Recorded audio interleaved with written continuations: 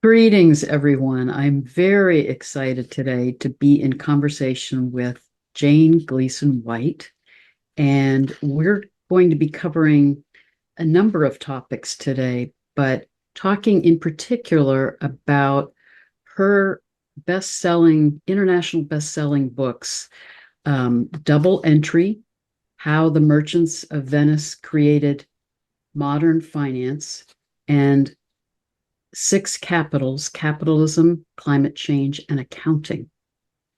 But let me just briefly introduce Jane and then we'll get into conversation.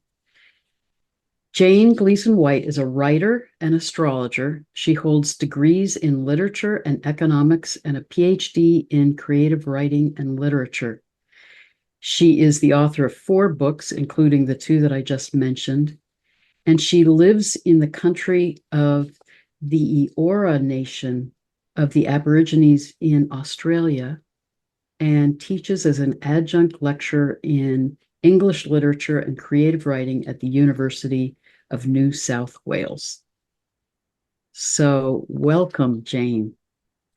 Thank you so much, Heather. It's such an honor to be here. I'm so happy to be talking to you, and especially because it's a very unlikely subject for you, which is accounting, that we're mostly going to be talking about, but how extraordinary that it has so many resonances with your work. And also, just to honor the extraordinary work that you're doing here. As you know, I'm a huge admirer of your work, and you've also been my teacher, so honoring all that you do. Well, thank you, Jane. I am so excited to be in this conversation with you because as I've gotten to know you through the program that we've been in together, you really have this integrative understanding of some of the journey that we've been in collectively. And you're fascinated with story. You really are analyzing through this writing about the history of accounting and how we've gotten to where we are now with our global economy and the values that drive our global community. You're really looking at the story and how that's unfolded. Mhm. And so, what I'd like to talk about today, I just want to start with a quote from your Six Capitals book, where you talk about how the 21st century global economy is driven by profit maximization, privileging capital over every other value on earth, including the value of nature, of human beings, and our communities. So, what's profound in your books is you're looking at how did we get here? How did this unfold? But you're also then addressing the crisis that we're in now, which, we're both astrologers, so resonates with our awareness that we're now on the cusp of this age of Aquarius, calling us into new paradigms, calling us into moving out of these destructive paradigms that are leading to the destruction of ourselves and our planet, to how do we move into radically new ways of seeing and of being and of values and of understanding ourselves and our connection with the earth. Mhm. So let's dive in with how you got into writing these books and what you've kind of discovered in this journey of exploring accounting and where it's led us today. Well, the main big thing I've discovered is how fascinating accounting is. So that's the last thing I was expecting. But I actually got into this story because I'm fascinated with mathematics and art, and I worked at the Peggy Guggenheim Museum as a student intern in Venice, and so was exposed, firsthand to the wonders of the Renaissance and all the beautiful art and architecture.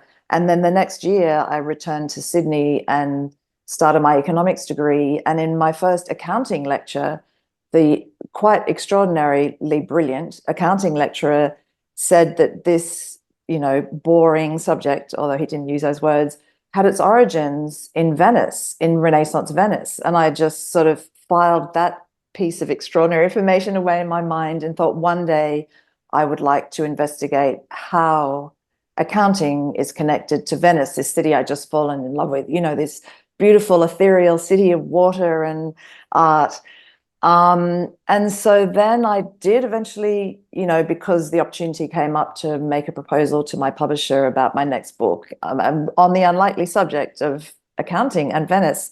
But the other thing that really, compelled me was the fact that Leonardo da Vinci, my childhood hero, was implicated in this story because the so-called father of accounting, Luca Pacioli, who was a Renaissance monk born around 1450, was Leonardo da Vinci's mathematics teacher.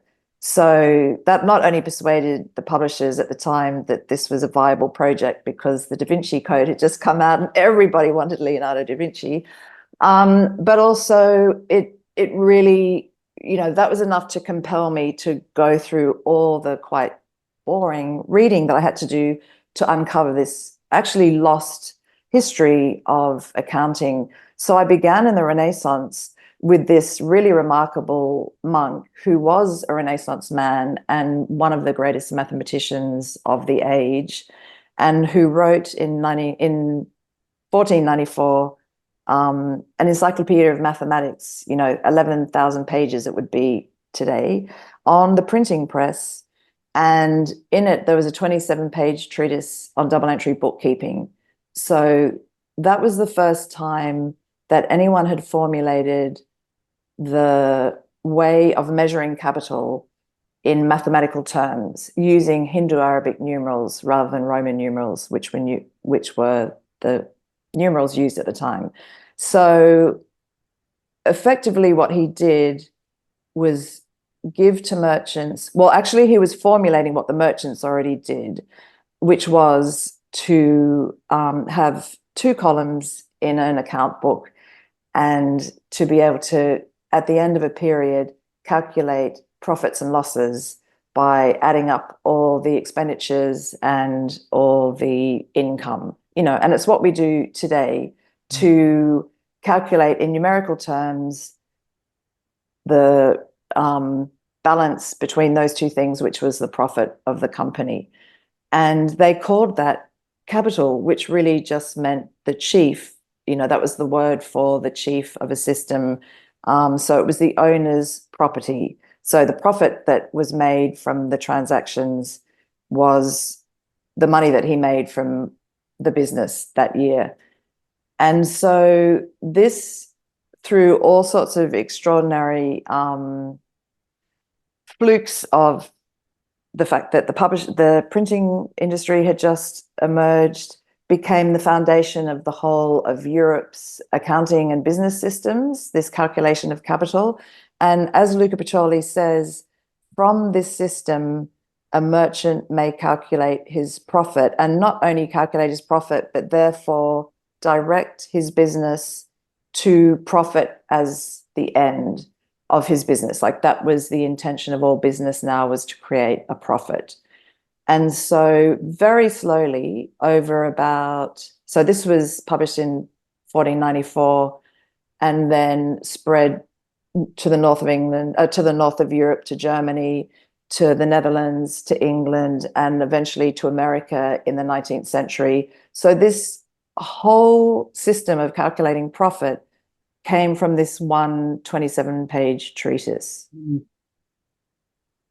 So that was kind of the foundation, but then I looked far back and far forward. So I don't know if you want to direct me far back or far forward, but this was, and so this is what underpins our global economy today. And I see it as sort of the hidden ticking mechanism at the heart of our global economy that no one really pays attention to, because until crises like Enron and the global financial system, when suddenly accounting is in the news, because it's so easy to, so if the accounting numbers are seen as the way that we have externally of judging whether a business is viable or not, we've seen how misleading they can be. They are not actually hard and fast black and white figures. They are actually in themselves stories about, there are certain ways of articulating the world which are as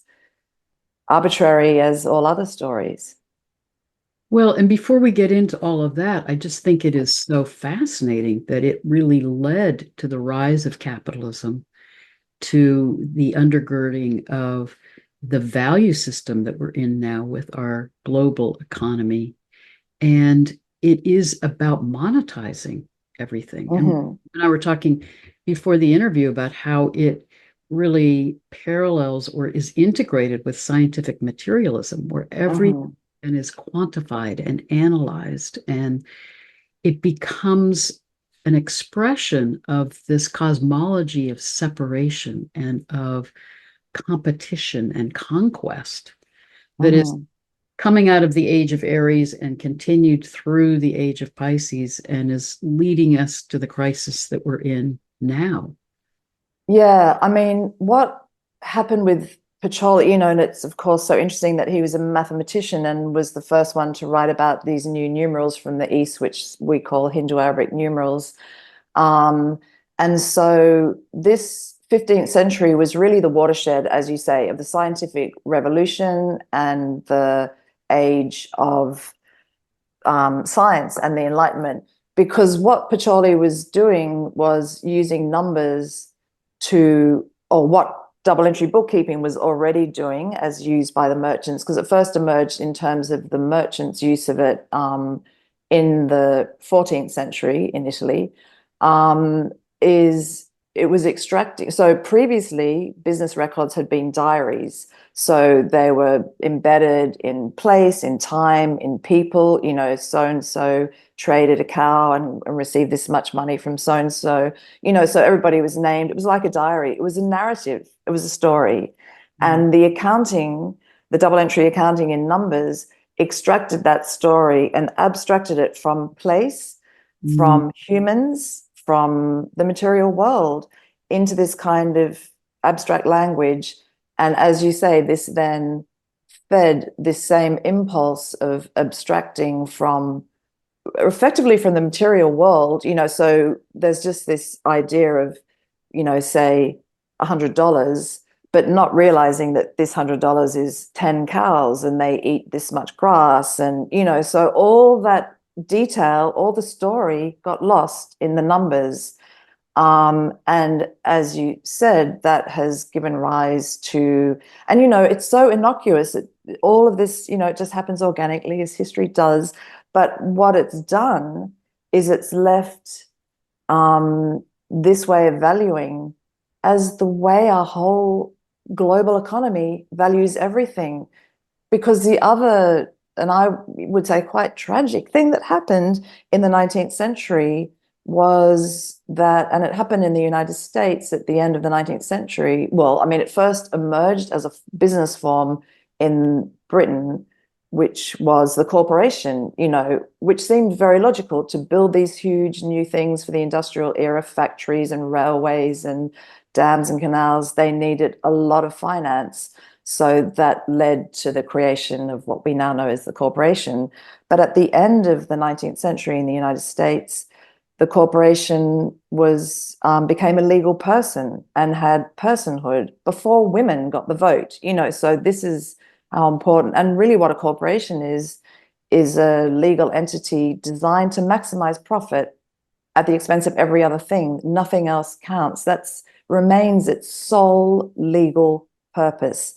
And that very much underpins what you just described, which is, and what we all know, this global economy that despite our best intentions and all the activism of so many environmentalists and other activists acting on behalf of communities and humans, and this is of no consequence in the big economic policy making conversation, because at the level of nations, we have GDP, and at the level of corporations, we have financial capital, profit, and that's where we set our sights. That's, we want to maximize GDP and we want to maximize profit, and nothing else counts.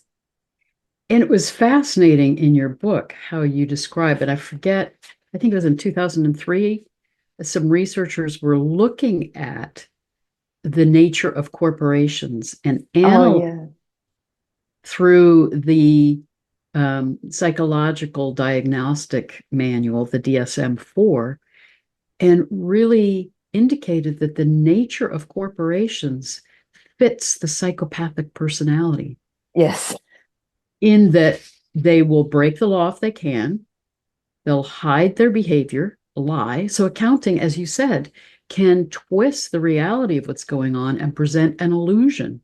Mm-hmm. And they'll also sacrifice long-term welfare for short-term gain, characterized by aggressive, litigious behavior, and they'll cheat others without remorse. Mm-hmm. So that's really profound when you realize that is the nature of this corporate structure. Mm-hmm. Then, running the global economy and the value system that's shaping where we are today. Yeah, absolutely. And so it felt to me the more I spent time with this, because I mean, you've trained as a psychoanalyst, or a clinical psychologist.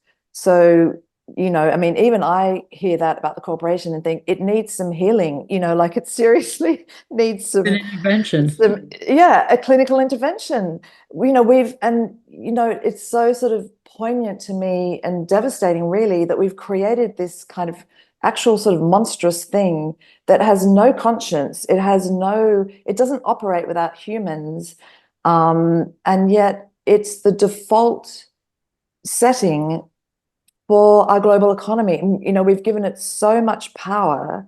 I mean, it's interesting that Frankenstein, the novel, was published at the dawn of the century that bequeathed us the corporation. I feel that, we've created this kind of monster. I always think, I don't know if any of your listeners know the Avengers, that, Hollywood franchise, but in it there's Iron Man, and it's like a human gets in, like the puny human gets into this huge machine, the Iron Man machine, which has been created and has formidable power to destroy. And that feels very much to me what a corporation is like. It's just it's a legal entity, it's a machine, it requires humans to manage it, but human consciousness can't direct it ultimately, because ultimately it's legally obliged to make a profit. And I've had so many really vivid experiences of encountering people who work for corporations. And one woman, I'd been giving a talk, and then she came down the lift with me to let me out of the building. And, we're having a regular conversation. She was dressed in a business suit, looking completely corporate. And when we walked out of the building, she burst into tears and she said, "Jane, thank you for," because I was talking about six capitals and the possibility of caring about nature and humans within a corporate structure. And she said, she she said, "Every morning I put on my corporate suit, I take away myself and I go and do my work. And every night I volunteer for an organization that, collects the leftover food from restaurants and takes it to poor people," because her father was a farmer and he used to plow his potato crop back into the soil if he couldn't get the right price from the supermarkets. And he would be weeping as he plowed his produce. So she could see what was, the disjunct between this, and that never left me, because this is what makes us crazy, because she couldn't have any effect in this corporation. She could, of course, to the degree that one can, but not ultimately, because it's rigged in favor of financial capital. Well, and talk more about that, Jane, because your Six Capitals book is so extraordinary in talking about where this has brought us in terms of capitalism, the corporation, the global economy, and how it has led to such disconnection. And you talk a lot about how nature, society, human values, our well-being, all are disconnected from this economic model. They're externalities. They're not Mm-hmm. a part of the substance of what's focused on for capital, for profit. And so that's part of the crisis. It's such an extreme version of this disconnection from our awareness of our deep connection with the earth, with our natural resources, with our relationships with each other, with all of life. And so much of my work is about how do we come back into balance? How do we come back into harmony? How do we come back into that understanding of our interconnectedness? But you really talk about that crisis that we're in your Six Capitals book. And part of what I think is profound in what you write in that book is you really start exploring, can we do an intervention and change the system from within to become more in balance and honor more the natural environment and our social welfare and relationships? Or do we need to really move into a whole new paradigm? So talk more about that, because that's so critical to where we are today. Yeah, I mean, thanks, Heather. One, I should also say, for your listeners and many of whom might work for corporations and have businesses, that the people I met, talking about these accounting paradigms and this profit maximizing corporation and GDP, pursuing nation, they all want to change the system. They are all, and when I would say, what made you interested in natural capital, valuing nature, they would inevitably go put their hands on the heart, without just spontaneously and say, my children or my father was a farmer, or, they all had passionate emotional reasons. So, so the human, we're all good. It's just that we've created these structures that are toxic, I would say, and that have come from a very materialistic era, So, I mean, I'm like this with, can we intervene from within, or do we? I mean, perhaps we do both, because definitely we need to rewrite the codes, the legal kind of underpinnings of our capitalist system. And as you know from Six Capitals, that's already happening in America with the amazing organization B Lab, who have created this benefit corporation, which is, I can't remember how many states now in the United States they're legally allowed. Sure. Yeah, there's quite a number now. They started it in 2007, and it's become, because it makes so much sense, especially to the next generations. In my travels, it's been the 30-somethings, the 40-somethings. They totally get that, they want to have a for-purpose business, and they want environmental well-being and human and community well-being to be an equal part of their mission legally as financial capital. So they want to make a profit, but they don't want to make it at the expense of their communities and at the expense of the natural world. In fact, they want to give a benefit to the natural world and to their communities, to so-called maximize that value as much as they're maximizing the financial value. So, And I say, Jane, that you make a great analogy. You say it's these benefit corporations that are really reconfiguring how they're structured legally to be valuing the environment, valuing society, valuing our well-being. It's like changing the DNA of structure. So it's not just modifying it, as some of the accounting methods that you describe are trying to factor in more of the costs or consequences of business practices. This is actually reconfiguring the understanding of corporation. Yeah. For it to be more in balance, more in harmony. Yeah, I mean, interesting, in line with your work, which goes, back so far. What I realized is that, it's all very well to pay lip service to things, but if you're trying to value something that the entity, the corporation or the nation, has no way of, or no legal obligation to value, then it's going to keep defaulting back to the system, which just values solely financial capital. And I should add that the reason that that happens is definitely legal, but also it's the one value that appears to be quantifiable because it's numeric. And how do you value a forest with nightingales, as one of the examples is, given by George Monbiot in Six Capitals, and how do you value a human community? And these are intractable questions. And this is where it gets really murky, because then we get into the dangerous territory of saying, well, this nightingale forest is worth $1 million. So we'll just tear it down and plant $1 million worth of trees over here and hope that the nightingales are just going to move over there, So, and, when I get into that gray area and, my heart breaks and my mind explodes, I think, well, that's when this is not enough. Like, this is when, I mentioned Daniela Meadows, who's a systems analyst, and she has this hierarchy of, places that you can intervene in a system which are more or less efficient and consequential. And for her, the second highest, second most powerful way of intervening in a system is a paradigm shift and a mind shift. And the legal shifts are further down. I think it's like number 4 in her hierarchy, but at the top, at the apex of her system, is a value shift. And I feel, and I'm sure that you feel that as an astrologer as well, and just from your work, that is what we have to do.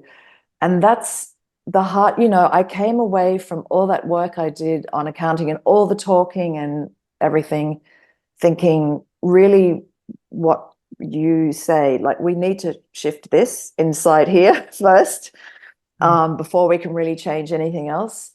And yet, as I learned even from my own experience, unexpected, of doing trauma therapy for myself, as in with a therapist, in here is the hardest thing to change. Even for me, so willing and wanting to change because of the default, traumatic patterns that we all have. My mind's going in a number of directions here. First of all, let me just say, I think what you're saying is so important, Jane, because you're saying these things like the benefit corporate structure, the increasing rights of nature movement that are trying to give the legal rights and value to rivers and forests, that's all important in terms of slowing down the destruction of this path that we're in with the values of the global economy, but that we do need this radical paradigm shift.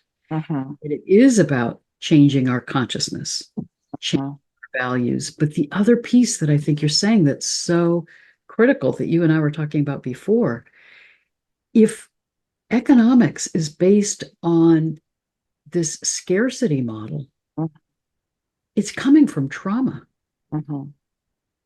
And it's about survival. And it's about, how do I compete, conquer, do all these things for my safety, for my protection, for my feeling in control and secure.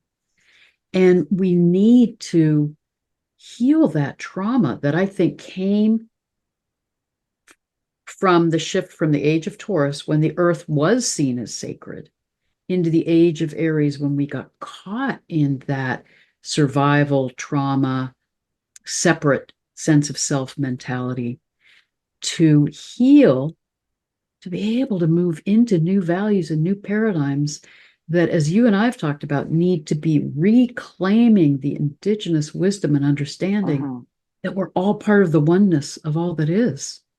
That our true safety is in our being in right relationship, in right harmony with all that is. And oh, that could just be sinking into everyone's minds and the whole world, and magic could happen.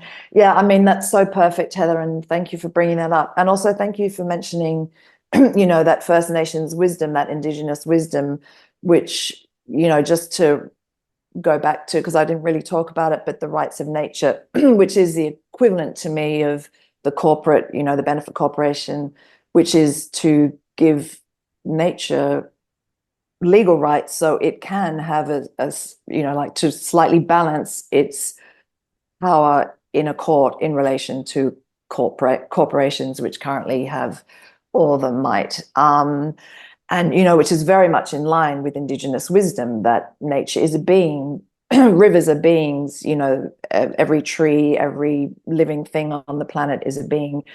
So that's been taken up by a lot of First Nations and Indigenous people. And, I feel that things like the Benefit Corporation and the Rights of Nature movement are valuable, if only because it helps us to see that these things, that, nature has value, and, corporations don't value these things, well, then they must. I guess it helps to open our minds to what's missing. So it's part of this bigger internal mind shift. But yeah, ultimately, it's about a paradigm shift and a value shift, to heal this trauma. I mean, yeah, to go back to your comment about economics, I mean, what we learn in first year economics is the definition of economics, and this is certainly in the Anglophone countries, this is the definition still, is economics is the efficient allocation of scarce resources. I mean, if that isn't the kind of epitome of a traumatized kind of scarcity mentality, I mean, literally. And also, as you say, it's very much an atomized kind of way of seeing human beings in a kind of Darwinian, competitive engagement, where we're all out to kind of get the most for ourselves of a finite pie. And this is what, you learn in economics. And so all those people who've, and not only our economic theories, but all the kind of, mathematical models and everything that go with them that we use, people who work with economics, sort of, because it's mathematics, it appears not to have any ethical content. It appears not to be tendentious or loaded, but it is, because mathematics is extraordinary, and it can give us insights about the physical world, but it's also a story. It's also a language, and as we know with the accounting fiascos of 2008 and Enron and all the other stories, numbers are as fallible as words. And can be manipulated. 100%. And leave out so much information, which is mostly related to the living systems of the earth, human and otherwise. Yeah, and you talk about one of the shifts you talk about in Six Capitals is, I think you call it integrated reporting. Yeah. It is telling the story of a company or a corporation. And part of what I think you're really highlighting is accounting has become such a left brain, analytical, detail-oriented language that can either spin an illusion or be a reflection of the reality that's going on. And we need to come back into balance, left brain, right brain. And right brain is more the holistic, integrated understanding of what's really going on here and how are these numbers in relationship with what's really unfolding in the experience of the people in this corporation and their relationship with the natural environment. So it's telling a more integrated story to bring it back into connection. I mean, that was the fascinating thing to consider in light of your work. How much, so the accountants themselves have found that their numbers are inadequate. They can't represent, so they're calling for this revolution, this integrated reporting, this valuing of other things, because what previously could mostly be captured in numbers, which was the material, the value of factories and materials and products, real products that you could sell and trade. In other words, matter, is now no longer the main value of a business, which is the intellectual property. And, there's no end to how many times you can download a file. These aren't, this is this whole new digital wealth that has come since the 1990s, which is hard to capture, which is uncapturable in the traditional accounting models, which are designed for the industrial era when everything was, a material like a car or a book or, yeah. And so, and not only that, but, obviously they're realizing that, with all the, oil spills and all the terrible consequences of doing business, environmental consequences, that there's not only this missing value of the digital era in a corporation, but also the costs of doing business, like like clearing up the Gulf of Mexico, for example. That also has to be accounted for. And this value is not shown in the financial reporting. And so accountants themselves are calling for narratives, stories. And, so numbers are inadequate to convey the new wealth.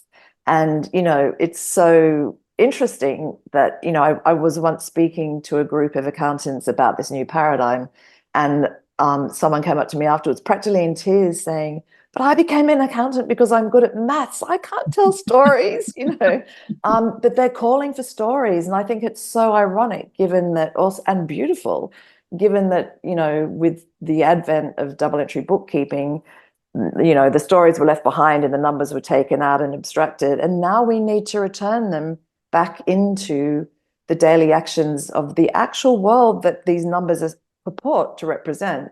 Because look at the consequences of just working with the numbers. We're not counting the hidden value, and we're not counting the horrendous costs. And it's not just environmental costs. And as you would know only too well, Heather, from your work as a psychologist, it's the emotional, it's the, psychological, it's all the costs, and not just to our human, but to our human societies, our communities. Yes. Yes, it's such a paradigm of separation, competition, exploitation, abuse of each other, abuse of the environment. And it is about this Darwinian notion of survival of the fittest. If I don't fight and conquer and get what I need, then I'm going to be deprived. There's a scarcity there. And I often quote Elizabeth Sahtouris, the evolution biologist, who talks about all species go through that immature phase of survival of the fittest and mature into the realization that my safety and thriving is really in my interdependence and interconnectedness with everything around me. So I believe, as you're saying, we can't revise the system from within and expect it to fully shift us into new values. It's helping, and it's helping us realize the destructiveness of paradigms. But we really do need a whole shift in our consciousness, in our values, to come back into that ancient understanding that we are all interconnected. So if we're harming each other, or if we're harming the earth, we're harming ourselves. That we're all a part of that oneness. And I think part of the hope for shifting into that new paradigm, first of all, we are moving into the age of Aquarius. And I think Pluto moving into Capricorn, 2008, when there was this whole global financial crisis, Pluto in Capricorn was saying these systems need to be deconstructed and reconfigured. There needs to be a death rebirth of these paradigms. And I think Pluto moving into Aquarius is showing us we need new stories. We need new vision. We need new values and paradigms. But I think it's also really tapping into that ancient wisdom to realize there has been this whole history for thousands of years of our understanding our interconnectedness. We lost sight of that starting about 5,000 years ago. But if we realize this is the aberration and heal from that trauma to come back into our wholeness, then we can recover and reclaim these new paradigms that are much more about our being a part of the oneness of all that is. Yeah, so my mind went in so many directions then, Heather. But I mean, 100%. And, partly, and it's interesting what's happened, since the pandemic, where we've both become more, like the global system seems to have become sort of abandoned all the environmental and, other values, and just becoming much more sort of paranoid and, traumatized and stuck in this more financial capital model. But at the same time, this great opening up and connecting online, so it feels like both things are happening. And because I've been sitting with all of this since I started by pure chance researching double entry in 2008. And sometimes it feels to me, and you're very good at this, I feel this is what you do here and as a teacher and no doubt as a therapist, holding space. I feel partly it's about holding space for every single thing you just said, to know that we can partly, I mean, I especially think for the people within the system, because obviously there are so many people employed by corporations and working with these things, to know that there is change possible, and it requires legal change to the corporate charter, and legal change to the status of nature. So there's that. And then there's also this other much bigger shift, so the other sad thing for me is, I mean, and also opportunity, is that because all our global belief systems and, the religions and everything are kind of breaking down, there's no longer a kind of global narrative that we can all look to for our values. And so then financial capital has become the value, has become the measure, has become the default measure. It feels like there's an opportunity now for new values to emerge. I mean, they sort of have to, like, we're forced into it. And I feel that's another thing the pandemic's brought, like everybody sought nature, like everyone wanted to be in their garden, by the ocean, on a river, so looking at the sky, so it's as if at the moment of this greatest kind of collapse and traumatization of the whole planet in a collective sense, has also brought to light what actually matters. What actually matters is our hearth, our families, our friends, our communities, our natural world. And so it's like they've been so amplified and in ways that are unmissable. So while all this collapse happens, there's also this. That is such a good point, Jane. And speaking of Venice, I remember reading in the midst of COVID how, because everything went into this kind of holding pattern with COVID, we also experienced how if we just pause, even pause in this trajectory we're on with the striving for profit, no matter what the external costs to the world around us, the earth will recover and heal. And the canals in Venice started restoring, and the fish returned, and we could see that life can come back into balance if we just even pause in this trajectory that we're on. So it gives us that glimpse of what's possible. But I hear what you're saying, and I appreciate your holding that compassion for the people that are caught in this system as it is. At the same time, you're really seeing this bigger picture of what needs to shift and how we can move into the new paradigms and radically new systems. So it's you're really seeing the both and. How do we deal with this trajectory now in a more healthy way while seeing the bigger shifts that we be embarking? Yeah, I feel that's really important. And I feel that that's why after all this work, in the material of the world, accounting is dealing with the material world and the economy and all of that. It feels really, the work that you're doing, this bigger picture, spiritual, cosmological healing work, feels of critical importance. So to me, it's almost, so that's why I've become such a devoted follower of your work, and others like you, because I feel that you're holding this big spiritual space for your community and anyone who comes to it. And that is critical container for us to do this really hard work of changing the systems, you know.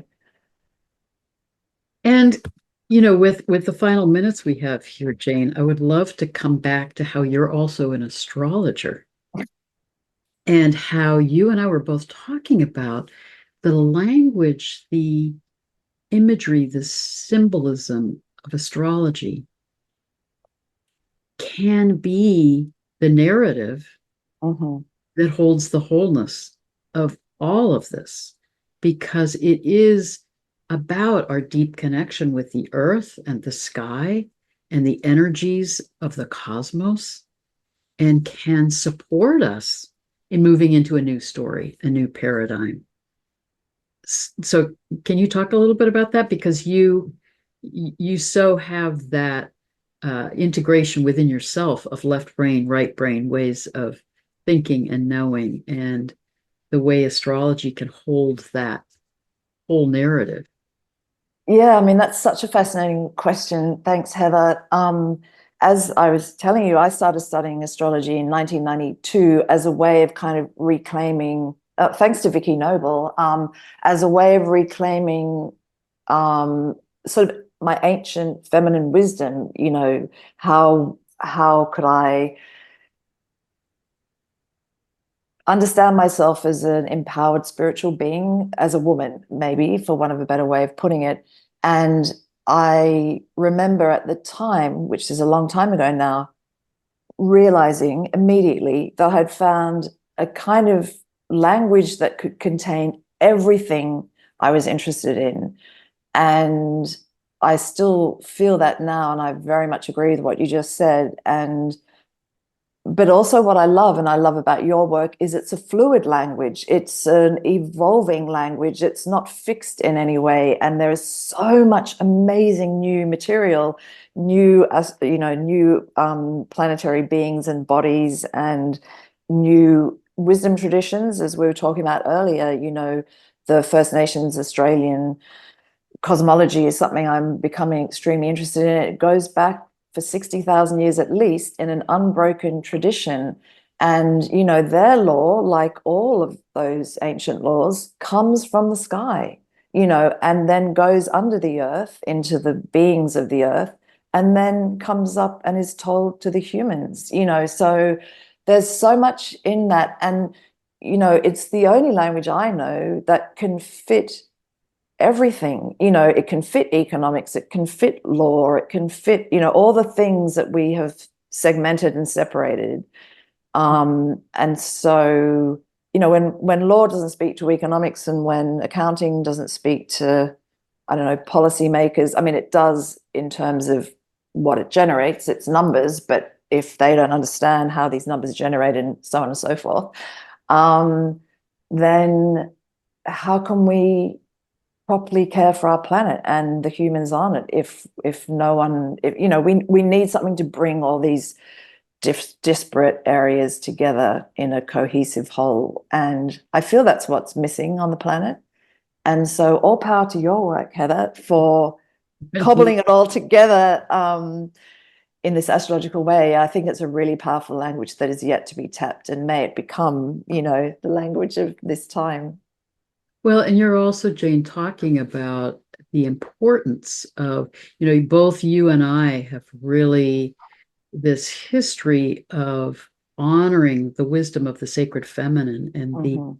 realization that we need to reweave that in to our stories and paradigms to come back into balance.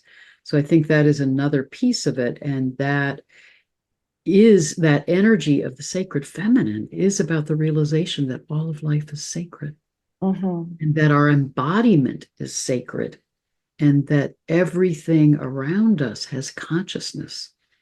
And so it guides us back into connection, back into right relationship, and out of that paradigm of separation, which I think is a shadow manifestation of the sacred masculine, not Yeah. true meaning of it. But I think that is part of what can guide us back into balance and part of what we need to reweave in our astrology. Mhm. I think the way in which astrology has been so shaped now by Greek and Roman mythology and this patriarchal paradigm, we need to reclaim more ancient understandings of the energies of the stars and planets to help us move into balance again. So part 100%. of what's fascinating is that you're exploring these ancient uh, First Nation cosmologies and astrologies of the Aborigines of Australia to bring that wisdom forward. Well, an attempt to learn in order to, yeah, I mean, because it's, as we were talking about earlier, uh, their interest is in their cosmology is based on the dark spaces between the stars. And you said earlier that's the same as in Brew, and I find that absolutely fascinating. And given that my whole inquiry into accounting was looking at what was hidden and dark and what was missing, and I'm very interested in the spaces in between, which is where women have existed for so long and our wisdom. And just to go back to something you said then, Heather, because I think it's, for me, so much the crux of this moment, is to remember that feminine wisdom of the sacredness of embodiment.